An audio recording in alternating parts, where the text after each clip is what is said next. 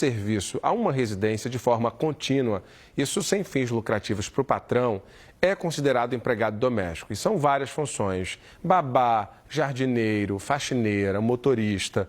O pagamento de alguns direitos costuma gerar dúvidas tanto para o funcionário quanto para o empregador. Bianca Carvalho está na sede do Ministério do Trabalho, no bairro do Espinheiro, no Recife, e vai tirar dúvidas para a gente. Ô, Bianca, vamos começar falando sobre o pagamento de horas extras. Como é que é calculado esse pagamento? Para poder falar sobre isso, Pedro, deixa eu te dizer o que é que prevê a lei. Porque esses direitos dos trabalhadores domésticos, e que bom que eles têm, porque eles trabalham como qualquer outro trabalhador, isso vem de uma lei complementar que é de 2015. Agora, para a gente falar da jornada, para falar da hora extra, tem que falar da jornada semanal. Isso foi definido 2 anos antes, em 2013. E a jornada é de 44 horas semanais. Muita gente faz assim, de segunda a sexta, 8 horas, e depois no sábado, 4 horas. Só que isso pode ser pactuado. E, evidentemente, que se existe hora extra, ela tem que ser paga. Diogo Tassel é auditor fiscal do trabalho e estava me explicando isso. Antes de entrar na hora extra, Diogo, queria que o senhor dissesse para a gente assim, essas 8 horas, tirando o horário de almoço, como é que o empregador ele resolve essa questão do horário de almoço? Isso calcula como? Tira a hora de almoçar, né? Bom dia. Bom dia. É isso mesmo. A jornada de 44 horas semanais, ela pode ser pactuada, claro, entre empregado e empregador. Normalmente se trabalha 8 horas e quando a gente fala de 8 horas de trabalho,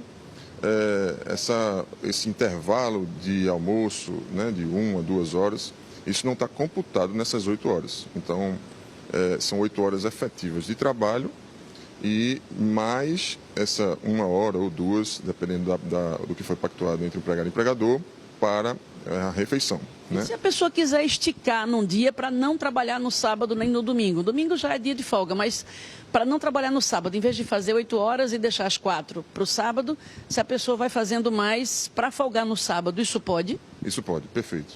É uma previsão legal da possibilidade do acordo entre empregado e empregador, esse acordo é escrito, prevendo essa compensação de trabalho a mais em um dia para trabalhar menos em outro. Isso é possível, é plenamente legal. O empregador deve, adotando essa prática, deve fazer um cômputo da jornada ali da semana e no mês fazer um saldo dessas horas trabalhadas a mais e, claro, descontando as horas trabalhadas a menos para fim de pagamento das horas extras. Essas horas extras, como o Pedro estava perguntando, elas devem ser anotadas, é um caderninho, a gente anota e depois passa, informa o E-Social que vai calcular. Como é que se faz isso? O registro, para que seja tudo direitinho, oficial? Isso. Na prática, chama de registro de ponto, né? Um registro de ponto de jornada, controle de jornada de trabalho do empregado. Ele pode ser feito de 3 formas. Registro manual, né? Aquela folhinha, como você está falando mesmo, a pessoa escreve o ponto, o empregado escreve o horário que entrou, o horário que saiu para um intervalo, para a refeição, o horário que retornou, isso em todos os dias de trabalho. Mas o registro pode ser também de forma mecânica, a pessoa tem que comprar, obviamente, um equipamento, um relógiozinho mecânico, e também é mais raro, é muito mais complicado mesmo, é mais custoso também. E também pode ser o sistema eletrônico. Também ainda mais caro ainda. Mas na prática se utiliza o registro de ponto manual, o empregado fazendo a marcação dos seus horários. Depois conta tudo, vai e informa o E-Social. Isso. Aí o saldo das horas trabalhadas a mais com as horas trabalhadas a menos, se houverem, claro.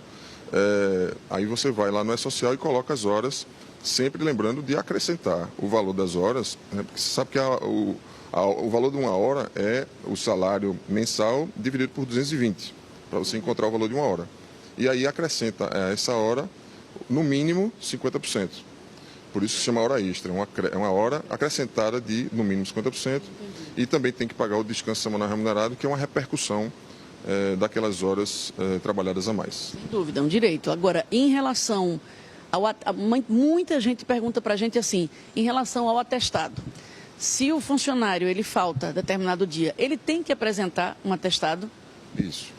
A falta é um desconto por parte do empregado, uma falta injustificada, claro, mas é possível que o empregado falte ou avisando o seu empregador antes, ou, obviamente, de improviso, mas que ele possa justificar essa falta no momento em que ele retornar para o trabalho com um atestado. Isso é a única forma que o empregado tem de abonar sua falta. Existem outras hipóteses legais, mas são mais raras. A mais comum é essa, de precisar ir para um médico e tal, e aí realmente tem que ter o atestado para que essa falta injustificada, ou seja, sem atestado, não seja descontada pelo empregador.